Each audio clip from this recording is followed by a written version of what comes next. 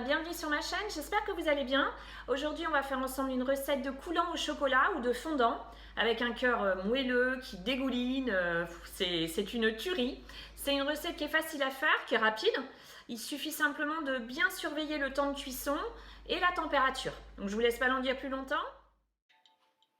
On commence par disposer le chocolat qu'on aura cassé en morceaux dans un cul de poule. J'utilise moi de l'extra noir. On y ajoute le beurre, la crème liquide, le lait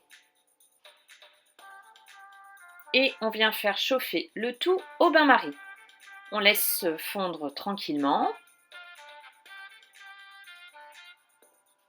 et pendant ce temps, dans un deuxième cul de poule, on va verser le sucre vanillé et le sucre en poudre, les œufs et pour tous les ingrédients, je vous mettrai tout en description comme d'habitude. On y ajoute également la farine et on vient fouetter l'ensemble. On fouette bien jusqu'à ce qu'il n'y ait plus de grumeaux.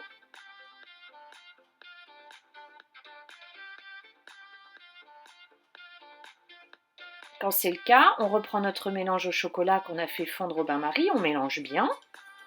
Et quand tout est bien fondu, on le verse dans la préparation farine, œuf, sucre.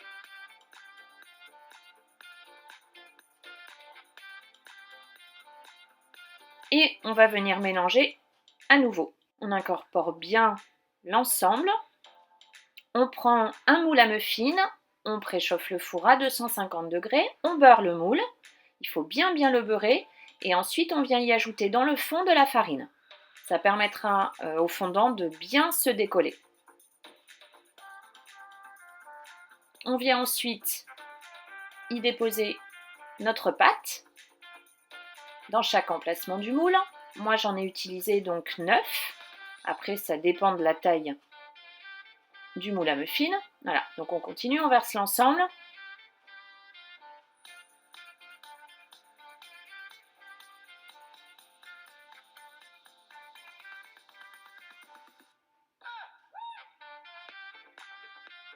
Et on va donc pouvoir enfourner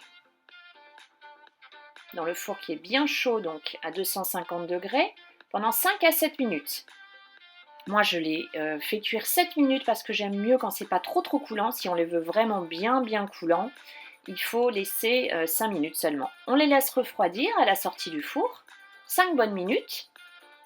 Et ensuite, j'ai déposé une planche à découper. Je suis venue retourner sur celle-ci mes fondants. Et voilà, ça donne des super fondants. On peut y ajouter, si on aime, un peu de sucre glace. On saupoudre de sucre glace. Et il ne nous reste plus qu'à déguster. Alors, je vais vous montrer le coulant avec les 7 minutes de cuisson.